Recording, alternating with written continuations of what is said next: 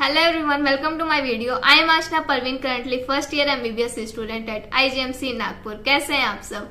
तो I hope आपकी NEET की प्रिपरेशन बहुत अच्छी चल रही होगी। आप लोग अपना पूरा एफर्ट दे रहे होंगे नीट प्रिपरेशन के लिए। आज का ये वीडियो होने वाला है रिवीजन प्लान के बारे में कि अब ऐसा पॉइंट आ गया है कि आप पूरा सिलेबस अपना थ्योरी के साथ एंड ऑल सबके साथ कवर नहीं कर पाएंगे, तो हमें क्या रिवीजन प्लान अपना रखना चाहिए कि हम पूरे को कवर कर सकें, अपने मॉक टेस्ट को अच्छे से दे सकें। क्या मैं करती थी लास्ट टाइम पे, मैंने क्या किया था, वो सब मैं आपको बताऊंगी। उससे पहले मैं अपने बारे में बता देती हूँ कि मैंने प्रीवियस ईयर नीट 2021 दिया था एंड उसमें मेरा स्कोर 637 था और ये मेरा फर्स्ट अटेम्प्ट था नीट का। तो रिवीजन प्लान हमारा कैसा होना चाहिए नीट का, ये मैं आपको बताती हूँ कि सबसे पहले हमें कहाँ से स्टार्ट करना चाहिए, कैसे करना चाहिए। बायोलॉजी, फिजिक्स, केमिस्ट्री तीनों में सबसे पहली बात बायोलॉजी की मैं करती हूँ। बायोलॉजी में आपको क्या 3 पॉइंट्स का ध्यान आपको रखना है। 3 पॉइंट स्ट्रेटेजी आपको बताती हूँ कि सबसे पहली चीज तो आपको जो कि पता भी होगा कि एनसीईआरटी आपको डेली पढ़नी है। डेली का डेली आपको मतलब फिक्स रखना ही है, कुछ भी हो जाए आपको एनसीईआरटी नहीं छोड़नी है बायो की, रोज उससे रिवीजन करना है। सेकंड पॉइंट जो है बायो के लिए वो ये है कि आपको एग्जाम्पल्स की एक शीट बना लेनी है। अगर आपने अभी तक नहीं बनाई है तो अब बना लीजिए और जो भी आपको ऐसे याद तो होंगे उसे पूरा लिख लीजिए। जितने भी एग्जाम्पल्स आपके, कुछ चैप्टर्स ऐसे हैं जिसमें कि एग्जाम्पल्स भरे हुए हैं, जैसे कि प्लांट किंगडम, एनिमल किंगडम हो गया, मॉर्फोलॉजी। तो इन चैप्टर्स में से ऐसे कि एग्जाम्पल्स बहुत ज्यादा है, तो एग्जाम्पल्स का आप एक लिस्ट बना लीजिए और उसे फ्रीक्वेंटली रिवाइज कीजिए। क्योंकि होता है क्या कि जब हम पढ़ते हैं तो हमें ऐसा लगता है कि हमें ये सब कुछ याद है, बट जब हम जाते हैं आगे तो फिर हम भूल जाते हैं, इसलिए इसका फ्रीक्वेंट रिवीजन करना जरूरी है। थर्ड पॉइंट जो इम्पोर्टेंट है ये कि 2 टॉपिक्स आपके होंगे, कुछ स्ट्रांग होंगे कुछ वीक होंगे। तो जो स्ट्रांग टॉपिक्स है उसके लिए क्या कीजिए, क्वेश्चन की प्रैक्टिसिंग करिए उन पे। उसकी थ्योरी बार बार पढ़ना उतना एफिशिएंट नहीं हो, बेनिफिशियल नहीं होगा आप लोग के लिए। तो उसके लिए क्या कीजिए कि उसके क्वेश्चन प्रैक्टिसिंग कीजिए, उसके थ्रू आपको पता चलेगा कौन सा टॉपिक मतलब बिल्कुल अच्छे से है, कौन से पॉइंट पे हमें मतलब थोड़ा वीक हो गया आप क्या, तो उससे आपका पॉइंट आउट होगा। और जो वीक पोर्शन अभी भी है तो उसके लिए बार बार सिर्फ एनसीईआरटी पढ़िए, धीरे धीरे आराम से हो जाएगा। और एनसीईआरटी पढ़ना क्यों जरूरी है, क्योंकि आपको एक एक चीज पता होनी चाहिए एनसीईआरटी के बारे में, क्योंकि क्वेश्चन किसी भी लाइन से बन सकता है। बायो में तो ये हाल हो गया कि कहीं से भी क्वेश्चन आ जा रहा है, तो इसलिए एनसीईआरटी आपको बिल्कुल याद होनी चाहिए। तो ये था बायो के बारे में। अब आगे मैं बात करती हूँ केमिस्ट्री के बारे में। तो केमिस्ट्री में 3 पार्ट्स आपको पता होंगे, physical, inorganic, organic. Physical chemistry के लिए क्या करना है, फिजिकल केमिस्ट्री में क्वेश्चन प्रैक्टिसिंग का सबसे ज्यादा ध्यान रखिएगा। फिजिकल केमिस्ट्री में फिजिक्स जैसा ही है तो इसलिए क्वेश्चन प्रैक्टिसिंग इंपॉर्टेंट है।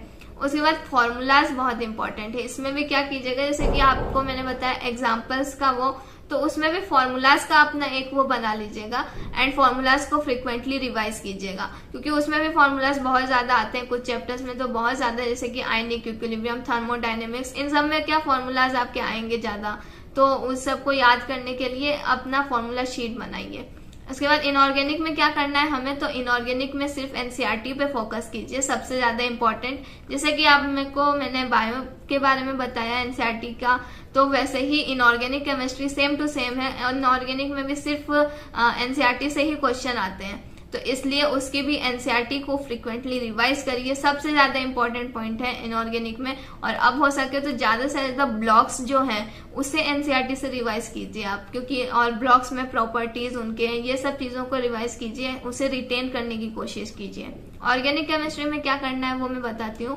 ऑर्गेनिक केमिस्ट्री में जो रिएक्शंस है ना, नेम्ड रिएक्शंस, उन्हें याद करना चालू कर दीजिए। मैकेनिज्म तो आई थॉट कि आपको पता ही होगा, अब तक तो आपने पढ़ा होगा, तो मैकेनिज्म आपको आता होगा। तो जो रिएक्शंस याद करने वाली है ना उन पे ज्यादा फोकस कीजिए, जो आप भूल रहे हैं बार बार उन चीजों पे ज्यादा फोकस कीजिए। ऑर्गेनिक में भी यही आपको करना है कि आपको रिएक्शन बार बार रिवाइज करनी है, तो यहाँ से ऐसे रिवाइज करना है आपको केमिस्ट्री को। इसके बाद मोस्ट इंपॉर्टेंट चीज आ जाती है, दैट इज फिजिक्स। फिजिक्स का सबसे ज्यादा डाउट रहता है और टाइम भी सबसे ज्यादा लगता है रिवाइज करने में। फिजिक्स का पर्सनली मैं अपना अगर बताऊं कि मैं क्या करती थी, तो मैं तो नोट से रिवाइज करती थी। लास्ट टाइम तक मैंने नोट से ही रिवाइज किया था। आप बोलेंगे कि ज्यादा टाइम लगेगा, तो ऐसा नहीं है। जब आप 2-3 बार अपने नोट्स को कर लेंगे एंड देन जब आप एक ही चीज बार बार कर रहे हैं तो सोचिए ना कि आपको टाइम कम है, ऑब्वियसली लगेगा ही। एक ही चीज को बार बार पढ़ रहे हैं तो ऑब्वियसली फ्रिक्वेंटली आप पढ़ेंगे तो बहुत कम टाइम लगता था एंड पूरा का पूरा रिवाइज हो जाता था। उसके बाद सेकंड थिंग जो आपको करनी है दैट इज की क्वेश्चन प्रैक्टिसिंग कीजिए। क्वेश्चन प्रैक्टिसिंग सबसे इंपॉर्टेंट चीज है अब इस टाइम पे, तो उसको कीजिए क्योंकि उसी से आपको पता चलेगा कि टॉपिक आपका स्ट्रांग है या वीक है, आप अप्लाई कर पा रहे हैं। क्योंकि एट लास्ट हमें करना क्या है, हमारा मोटिव क्या है कि हमारे क्वेश्चन सॉल्व हो। तो अगर वो हो रहा है तो सब कुछ ठीक है। तो क्वेश्चन प्रैक्टिसिंग कीजिए।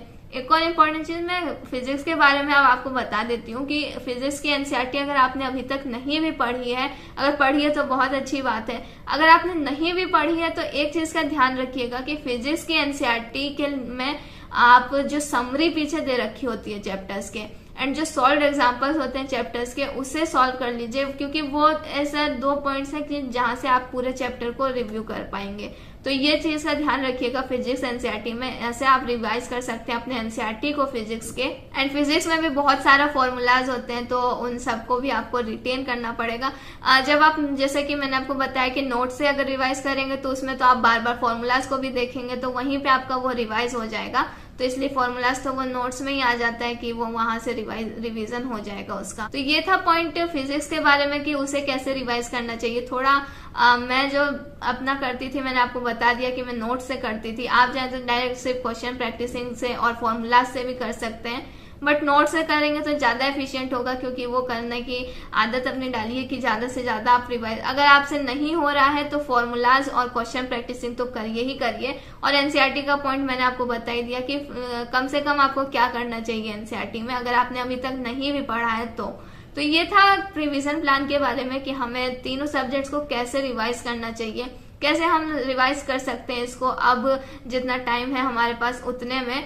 तो ऐसे रिवीजन कीजिए अपने मॉक टेस्ट के अकॉर्डिंग, ऐसे उसमें रिवीजन कीजिए, एनसीईआरटी पढ़िए, क्वेश्चन सॉल्व करिए एंड जाके फिर अपना मॉक टेस्ट दीजिए। आई होप बहुत अच्छा होगा। मैं भी ऐसे ही करती थी क्योंकि इतना टाइम, मुझे भी पता है कि इतना टाइम अब नहीं है और कुछ ऐसी कंडीशन हमारे साथ भी आई थी पिछले साल। और इस टाइम में क्या होता है कि हमें ऐसा लगता है कि हम जो भी पढ़ रहे हैं वो भूल रहे हैं। तो इस बात का ध्यान रखिएगा, अपने ऊपर सेल्फ कॉन्फिडेंस बिल्कुल रखिए क्योंकि नीट में नॉलेज के साथ साथ जब आप वहाँ एग्जाम हॉल में जाते हैं तो नॉलेज के साथ साथ आपको अपने ऊपर सेल्फ कॉन्फिडेंस एंड पेशेंस होना भी बहुत जरूरी है। बहुत बड़ा इंपॉर्टेंट रोल वो भी प्ले करता है। तो उसे भी थोड़ा सा अपना डेवलप करने की कोशिश कीजिए। अपना जो टाइम टेबल है उसे फिक्स कर लीजिए, अब नीट के अकॉर्डिंग फिक्स करिए। अगर आप दिन में स्लीपिंग लेते हैं तो उससे खत्म कर दीजिए। और अब तो आपका 20 मिनट्स बढ़ गया है तो उसके अकॉर्डिंग भी प्रैक्टिस करिए, OMR फीलिंग करिए। तो जो भी आपका वो है वो सब कीजिए, अच्छे से रिवीजन कीजिए और अपने प्रिपरेशन को पूरा कीजिए। आगे भी नीट के रिगार्डिंग में आपको गाइडेंस देती रहूंगी, ऐसे ही आपकी हेल्प करती रहूंगी। अगर आपको मुझसे कुछ भी और भी गाइडेंस अगर चाहिए तो आप मुझे कमेंट सेक्शन में बता सकते हैं, मैं आगे उस पे वीडियो बना दूंगी। और अगर आपको मुझसे कुछ भी पूछना है, कोई भी डाउट है तो आप मुझे इंस्टाग्राम पे मैसेज कर सकते हैं। और अगर आपको मुझसे नोट्स चाहिए या मेरे शॉर्ट नोट्स चाहिए तो आप मेरे टेलीग्राम चैनल को ज्वाइन कर लें, मैं उसका लिंक आपको डिस्क्रिप्शन में दे दूंगी। अगर आपको ये वीडियो अच्छा लगे तो इसे लाइक कीजिए, शेयर कीजिए और मेरे चैनल को सब्सक्राइब कीजिए। Thank you so much.